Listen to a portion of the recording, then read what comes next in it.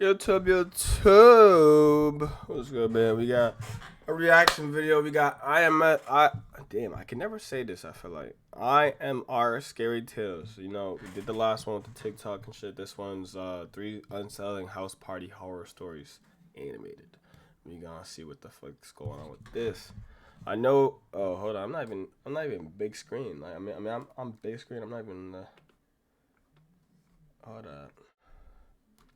But I know you guys want. I know probably you guys want to probably see the IRL shit, like me going outside and just trolling people or something, or just something IRL.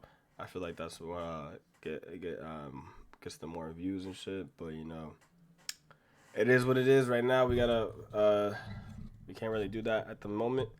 I got a cameraman now. I got a cameraman supposedly. I don't know if he's serious or not. We're gonna see how serious he really is with it. But I got a cameraman, so we're gonna see how that goes. That's what I'm waiting for too, like for him to give me a schedule, and we gotta work around that. And then IRL content, just like crazy, you know what I mean? Pushing that shit out like crazy. But for now, man, we gotta keep doing these reactions, you know. But let's get into this right now. See what the hell this shit is. Let me see. Yep. 3 of my friends and I were bored out of our minds one Saturday night. Our college exam week had just ended, and we all needed something to do to take our minds off what our grades could be. We were all playing video games at my place when one of my friends, Jeff, received a notification from his phone. Someone he followed on Twitter just posted an announcement for a house party not so far away from where we were. When I asked Jeff who the host was, he just shrugged. "I don't know," he said. She looked cute, so I followed her like, I don't know, last month. I didn't really pay attention. None of us were surprised. Jeff had a well-known weakness for pretty faces. Still, we thought his raging hormones might have been a good thing for once. We were all bored, and a house party sounded like just the type of mindless fun we needed to ease our anxieties about college. Before we left, I grabbed my emergency inhaler from my bedroom. I had pretty bad asthma, so I kept an inhaler for it with me at all times whenever I went outside. I pocketed my inhaler and joined my friends in a carpool to the house party. On the way there, it was decided that I'd be the group's designated driver. I wasn't too fond of alcohol in the first place, so I was content just to hang out with my friends and maybe chat up a few girls if the opportunity presented itself. I drove us for a good hour or so with Jeff giving me directions before he told me to stop the car. I parked the car near a gigantic house that stood alone at the end of the neighborhood street. Looking slightly confused, Jeff told us that was where the party was being held according to the Twitter post. Seeing what the house actually looked like worried us a bit at first. Sure, Nigga, it was a big place. In fact, no lights in the windows. Nigga, you probably kidding me. I don't hear no music. There's no actually, you're not supposed to have lights in the window. What am I saying? You're not supposed to have lights in the window when you have a house party. No, lights supposed to be turned off. It's supposed to be mad music. Or at least some flashing LED lights. It'd be a perfect place to throw a house party. However, it seemed eerily quiet from the outside. Yeah, see? Not a single ray of light peeked through its closed red curtains, and we couldn't hear any of the usual noises you'd hear at a party like drunken laughter or dance music. Everything was just silent. See, I wouldn't even go in. I'd probably be like, yeah, this party's rock. We not going in. We not even about to we just gonna go back to the crib. Even the sound of crickets in the grass dared to break the quiet. For a moment there, we were worried that we'd been tricked or Jeff got us lost. After double and then triple checking the address posted in the Twitter announcement, we concluded that we were at the right address and also that the party was probably a prank. Maybe the poster wanted to mess with the owner of the house by announcing a house party at their place. Or perhaps they were just trying to waste the time of anyone who wanted to attend the non-existent party. Whatever the case, we were ready to leave and go get pizza or something. We would have done just that if Jeff hadn't insisted on knocking on the house door first. We knew it was a bad idea, but my friends and I also knew that we'd never hear the end of it from Jeff if we refused. So we relented and followed him to the front door of the house to see if anyone was inside. Upon arriving at the front door, I picked up a faint metallic scent that lingered in the air, like copper that had been left to rust. Jeff knocked on the large door 3 times and waited for a response. We didn't hear any noise come from inside, but the door opened only seconds later. In an instant, our eyes were bombarded with an array of flashing multicolored lights followed by loud, thumping dance music. The metallic scent from before gave way to the familiar smell of cheap alcohol and greasy pizza. Greeting us at the door was the girl who announced the house party on Twitter. She got babos. That left very little to the some babos here. imagination. Well, just she greeted us with a wide smile and escorted us inside. Behind the closed curtains of the house was a house party, just like any other I'd been to. She told us to make ourselves at home and handed us all red Solo cups filled to the brim with alcohol. Since I was planning on driving my friends back home, I set mine down on a nearby table. Jeff shot us in, "I told you so" look, before running off to chase some skirts. For a while, I ain't gonna lie, I have three niggas go out with me, right? And all three of us are going out to a party. All three of us getting drunk. We have no with the D&D is whoever's the least drunk. We just decide that most of the time. Most of the time, I just drive, but everything was great. My friends had fun drinking and eating the food on offer while I talked to some new people. The curtains always remained closed, but I never thought to question it. As the night went on, the metallic scent from before returned. I didn't mind it too much. It wasn't a pleasant smell, but then again, I've smelled worse things at parties. I just assumed that someone must have gotten a nosebleed or forgot their tampons or something. At some point, I started to feel my asthma act up, probably because I was exerting myself too much while dancing. It wasn't anything a huff from my inhaler couldn't fix though. I shook my inhaler, put it to my mouth, and squeezed out its contents. My eyes were closed as I inhaled the chemical cocktail. I counted to 10, like I'd done a million times before, and exhaled my breath. The stiffness in my chest alleviated as the medicine did its thing. I opened my eyes again, with plans to continue partying. Instead, I was met with a nightmarish fleshscape. I was no longer standing in a house, or if it was a house, it was one that came straight from hell.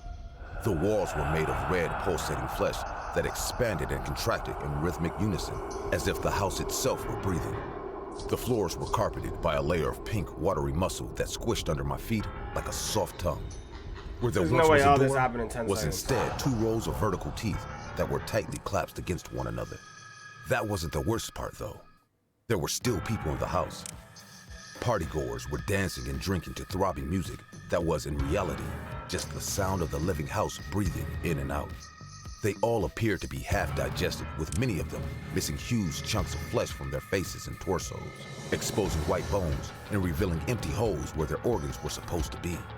It was as if they'd been eaten away by acid from the inside out. None of them seemed to notice that they were missing most of their bodies. They just kept dancing to the sound of the living, breathing house on its carpet of flesh as bits of their own flesh fell off. Hundreds of long, limp tubes that looked like large intestines dangled from the organic ceiling like hanging vines. Oblivious partygoers grabbed the tubes and put it to their mouths to drink green acidic bile that was being pumped through them by the house. In their minds, they must have been drinking beer from red Solo cups, not knowing that they were digesting themselves for the house's meal. The faint metallic copper scent I picked up when I arrived here has become overpowering since I learned the true form of this house.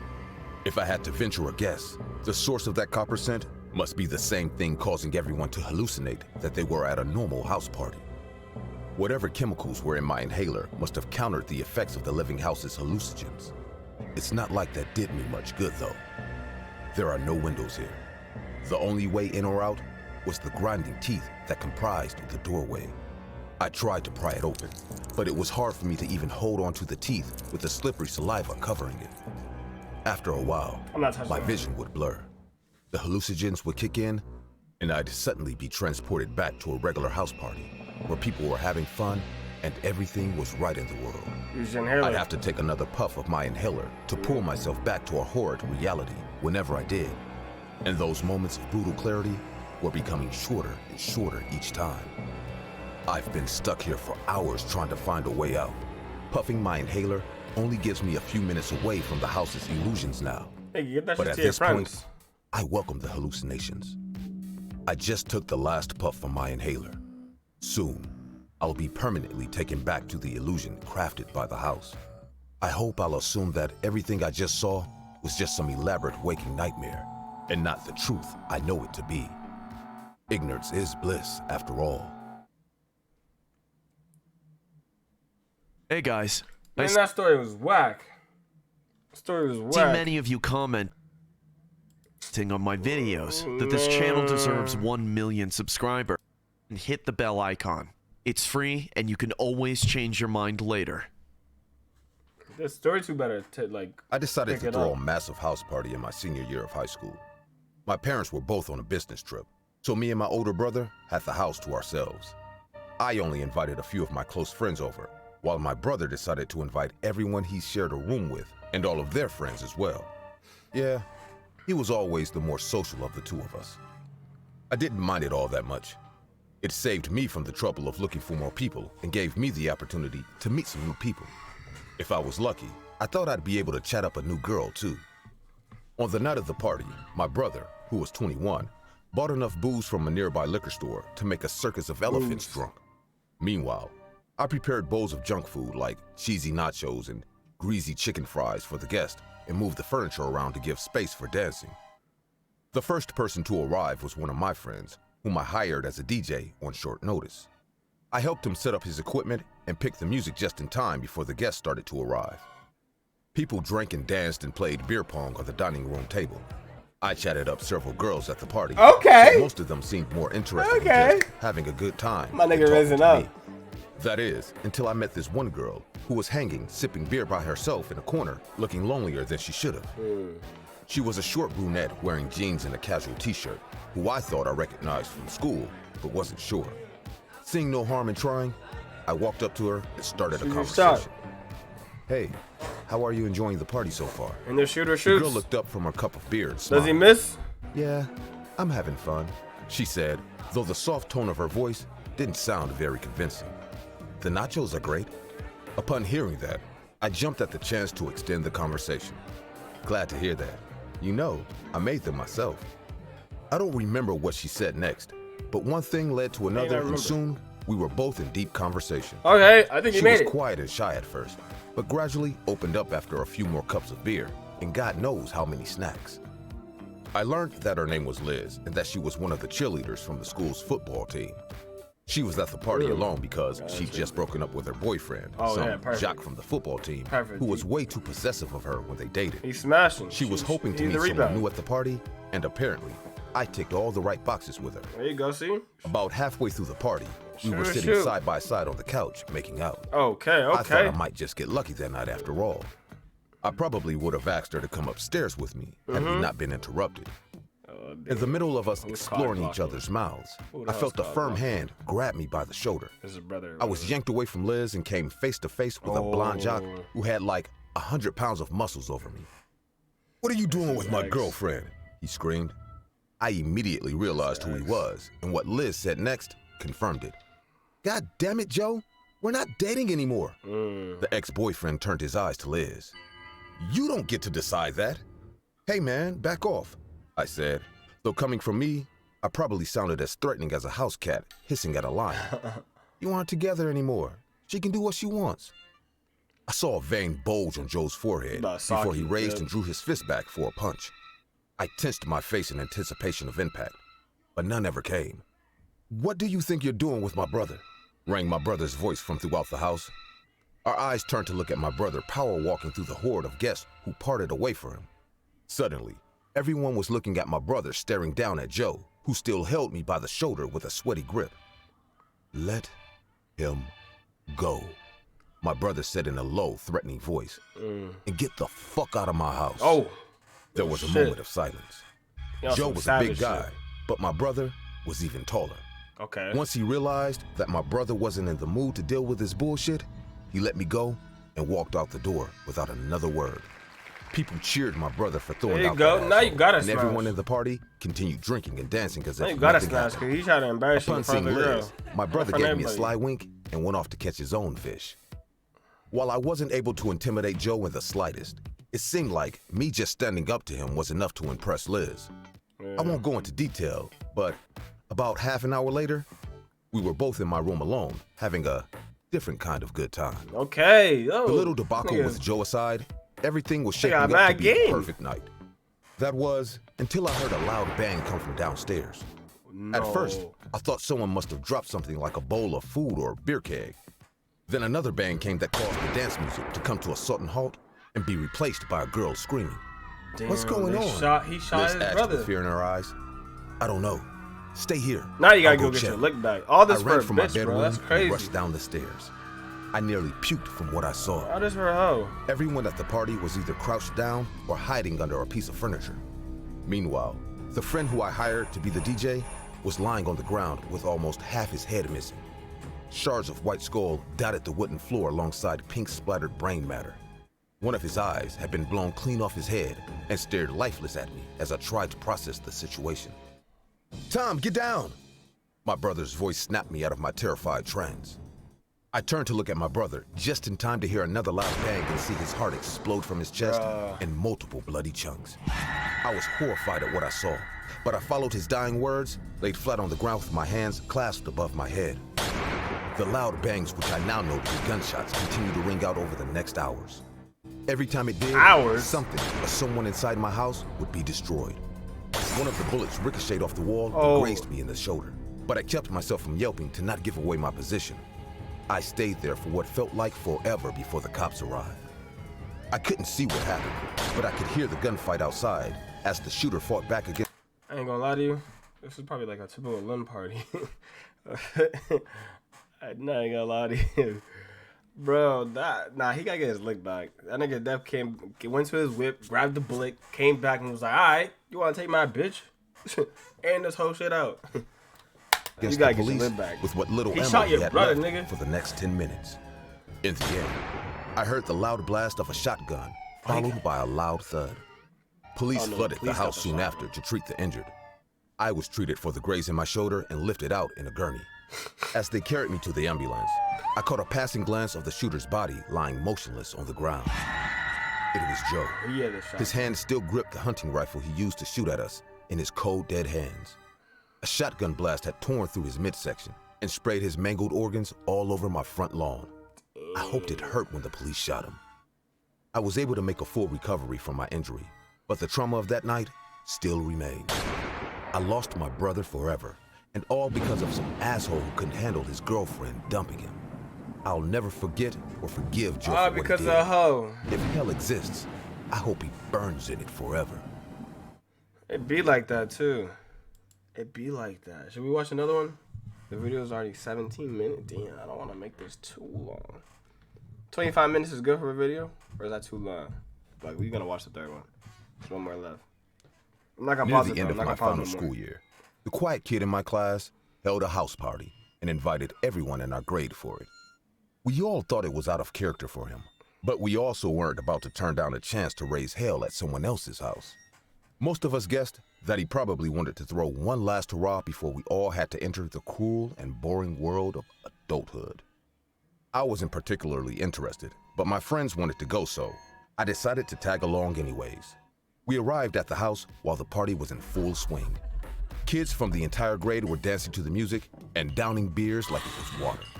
The house was gigantic, so there was plenty of space for the 100-odd students to mingle around.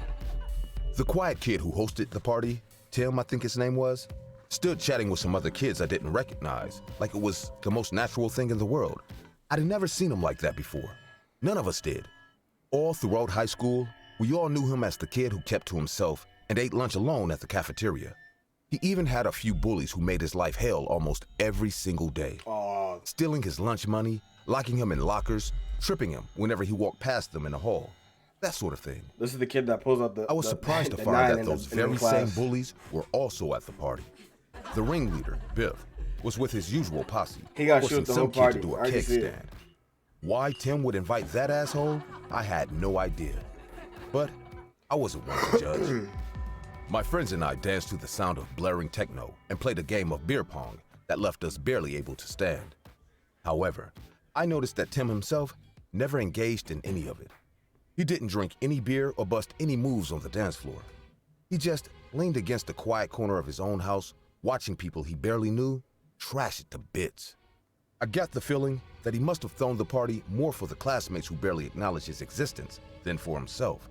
I was right, in a way. As the night drew to a close, Tim addressed the party for the first time with a loudspeaker. Hey, everyone. He held up 2 bottles of very expensive-looking whiskey that he must have nicked from his parents' liquor cabinet. Who wants a taste of some of the good shit? Line up and bring your cups. The partygoers scrambled towards him with their red Solo cups outstretched, eager to know what genuinely good booze tasted like. Near the very front of the line was Biff himself, who smiled smugly as Tim poured him his drink. For some reason, it seemed like Tim gave Biff far more of the stuff than he did everybody else. At the time, I assumed that he was trying to give Biff the extra booze as a peace offering between them. I wouldn't have minded a taste myself, but I was far too drunk already, so instead, I made my way to the nearest couch so he can kill that and laid nigga. back. My half-closed eyes still watched the party unfold around me with only a passing interest. But before drunken unconsciousness could take me, I noticed something odd about the party. The movements of the people dancing were much more sluggish than before, as if they were moving through water. And judging by the ill look on their faces, it wasn't just the alcohol in my system making me see He things. spiked it. Biff was the first one to keel over.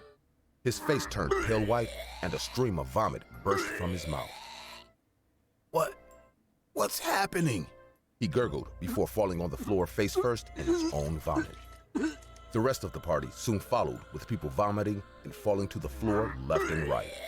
But as everyone was either panicking or dropping onto the floor themselves, Tim simply watched it all happen from his corner with a serene smile on his face. Oh, this kid's It evil. was then that I realized that he never drank any of the whiskey himself. It wasn't long before people started accusing him for what was happening. You did this, didn't you? Shouted one of Biff's friends, who was also doubled over in pain himself.